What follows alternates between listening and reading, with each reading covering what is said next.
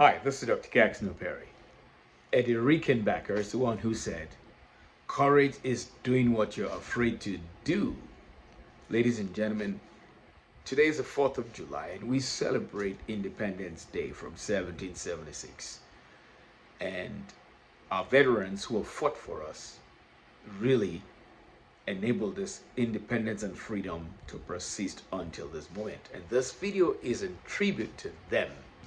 Now, fireworks and veterans, that is, most and some veterans have what's called PTSD, that when they hear or see fireworks, that part of them that their brain has decided to protect them from goes into action, and they have the PTSD, acute stress response. And that could take many forms: dodging, getting so anxious, sweating, and all manner of reactions physiologically and psychologically can occur as a result of the fireworks. And I felt that as a physician and my problem solving skills brought into the picture, what should we be doing with our revered veterans who are suffering from PTSD triggered by fireworks? Let's look at the science. When a person has an emotional response to a stressful situation, they are more likely to develop long-term memory. Now, let's look at PTSD. It's an exaggeration of a physiological and psychological response. Apparently, remotely, an event occurred, and because of that event, something abnormal took place in the mind of the person. And as a result of that reaction, a set of memory formation systems went into play, such that either through re-exposure to the same environment, which is often not the case, or reenactment or re-exposure to something similar, or recall of the event, triggers the same combat zone mentality, psychology, and physiology. And the human mind and the human body and the nervous system is designed to protect us from danger. And so, presumably, PTSD now is that person's reaction and the development of long-term memory long after the stimulus has died away or is extinct, and the person keeps having the same reaction. Let's think about this. If you were picked by a pin, you might say a few French words that are unprintable, but a small tiny pin prick hurts you. It doesn't last, you wash it off, doesn't bleed you to death, and it's gone, it's all over. That's simply what's called direct reactivity.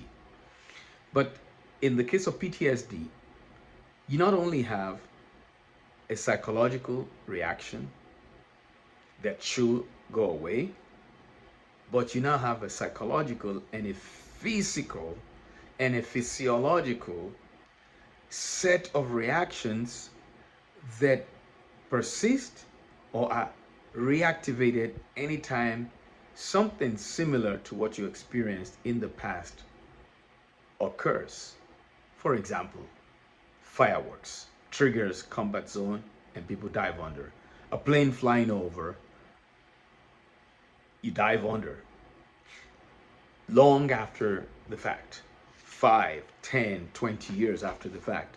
And this persists. Why?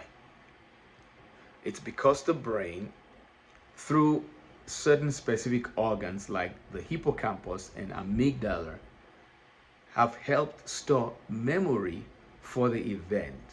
So even though the stimulus is no longer there, whenever something is recalled or whenever that person is re-exposed to identical, similar situations, that reaction to protect one's life and preserve one's life is what happens.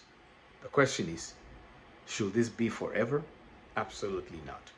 We have so many advances in the neurosciences, enough to be able to pharmacologically disrupt that pathway in the brain responsible for the PTSD reaction that veterans undergo. Number one, remember, PTSD has been thought to be due to a number of processes. One of them is perseverative cognition, failed habituation, and failed tolerance. So if an event occurs, a stimulus is released to you, naturally, either the stimulus, like the pinprick, dies out, or you, if the stimulus doesn't die out, learn to habituate, which means you consider that this stimulus is no longer able to trigger the same reaction because it's a safe reaction. But we know that PTSD is not the result of a safe exposure. It's the result of a toxic or dangerous or life-threatening exposure. So habituation can fail to occur, and you constantly perceive that threat to be a threat or something similar to it. Now, when there is a heightened emotional response at the time of the occurrence of the event, in this case, it's battle combat zone. It might be just not fear, but horror. And the devastation that you see simultaneously with parts of people being blown away. That combined with the actual event in your brain, the amygdala collects that information. And anytime you're around some similar situation, the mind automatically pushes you to preserve your life. And that, ladies and gentlemen, is a memory-based reaction. The question is, there are memory disrupting chemicals that can be used in an attempt, and not just cognitive behavioral therapy and other forms of psychotherapy, but there are pharmacological agents that have been around for some years or decades that can be used to help disrupt this pattern in vets, particularly with fireworks. So the next order of things that can be done, I think, for veterans is desensitization. We do that for patients who have a problem with something that's not really dangerous, but they had a dangerous experience connected to that thing. And it's almost like giving penicillin to a penicillin allergic person by giving them gradually increasing dose of penicillin. I do that, and we've done that in the past for patients who have HIV and have neurosyphilis, and that the best thing to treat them with is penicillin, and they're allergic to penicillin and even have an anaphylactic reaction. We expose them to gradually increasing doses of penicillin, and we call it desensitization, and it's very effective. And I think similarly, we can use desensitization for veterans to reduce their hypervigilance and hyperarousal responses to fireworks. So to all veterans, I say happy 4th of July, and to everyone, happy 4th of July. Let's help our veterans every single way we can. And I hope this contributes to that process. Have a wonderful day. God bless you.